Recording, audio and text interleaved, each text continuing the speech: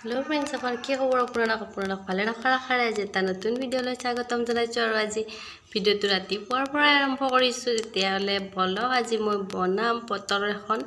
সহজ তৰকাৰী তেতিয়ালে যদি এনেকৈ বনাই খাই পানে তেনে বনাই খাব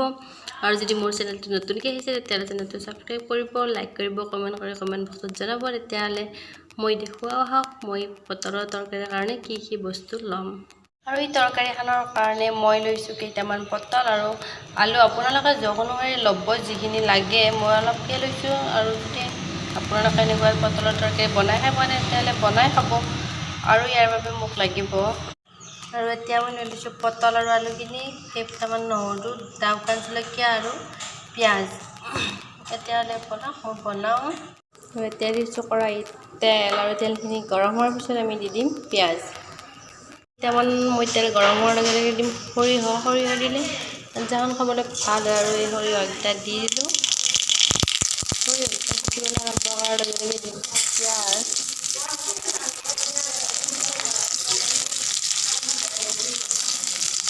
পিঁয়াজখিনি দি দিয়াৰ লগে লগে দি দিম নহৰু কেইটা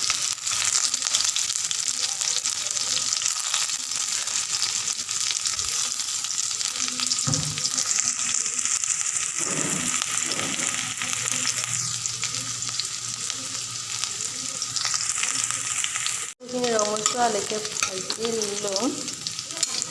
ভাজি লৈ ইয়াত দিম পটল আৰু আলু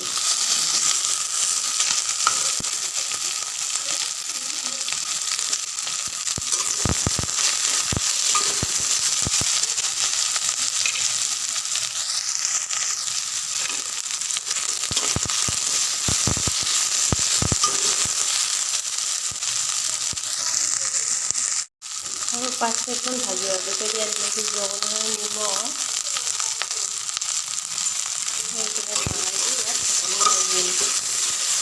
ढाकनी मारि मारि याक अलप भाजी लব লাগিব আৰু এতিয়া ঢাকনি মাৰি দিম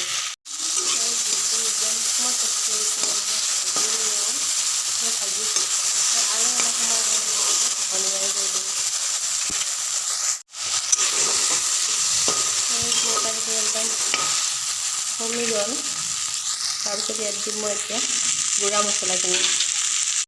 আৰু দুইখন সময় হালধি গুড়ি দি দিম এইখন মই ভাজি ল'লোঁ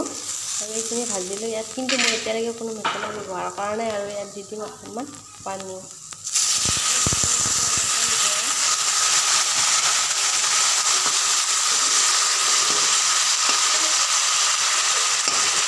একদম কম পানী দিছোঁ অলপমান পানী দিছোঁ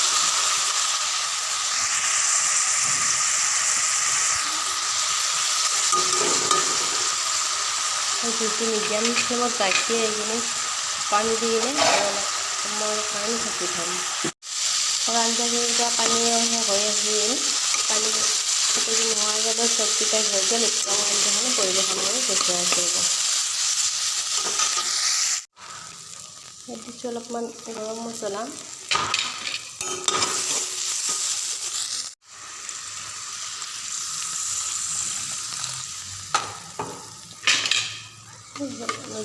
পানী চাই ল'লোঁ আৰু পানী যিহেতু অলপ কমি যাব লাগিব আৰু ঢাকনি মাৰি থৈ দিওঁ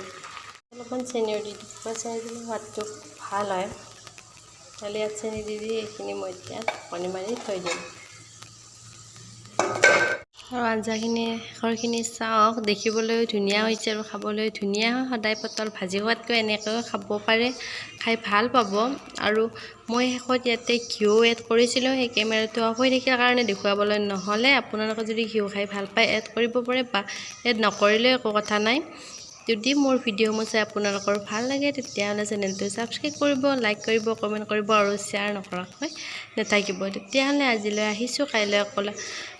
আকৌ এটা নতুন ভিডিঅ'ৰ সৈতে লগ পোৱাৰ আশাৰে বাই বাই